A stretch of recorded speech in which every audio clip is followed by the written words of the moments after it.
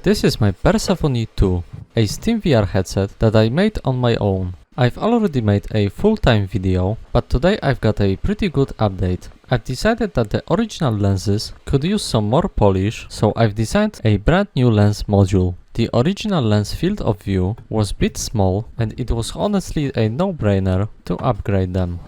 First I've started by removing the facial interface. As you can see, there are 4 self-tapping screws which hold the optic assembly in place. Let's remove them. After removing all of the screws, you can slide out the whole optic assembly. As you can see, there is quite a lot of empty space inside the headset. For this update, I will actually use my upcoming Persephone 3 lenses.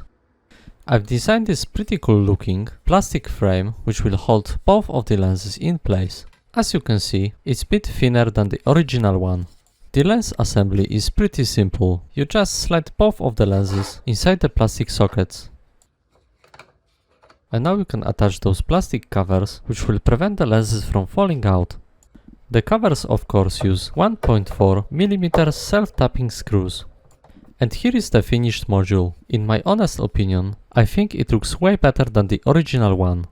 And now you can install the new module inside the VR headset. Simply slide it inside and secure it with self-tapping screws. Okay, so now I've put all of the stuff back together and I am now ready to test it out. As you can see, it's working perfectly fine. The displayed image is now way bigger than before. You can see the image clearly when you have the lenses perfectly in front of your eyes. The field of view is way bigger as well. It's a pretty good update and I'm super satisfied with it. Anyway, that's all for today. Thanks for watching everyone and hope to see you in the next video. And as always, huge thanks to my patrons. See you later and goodbye.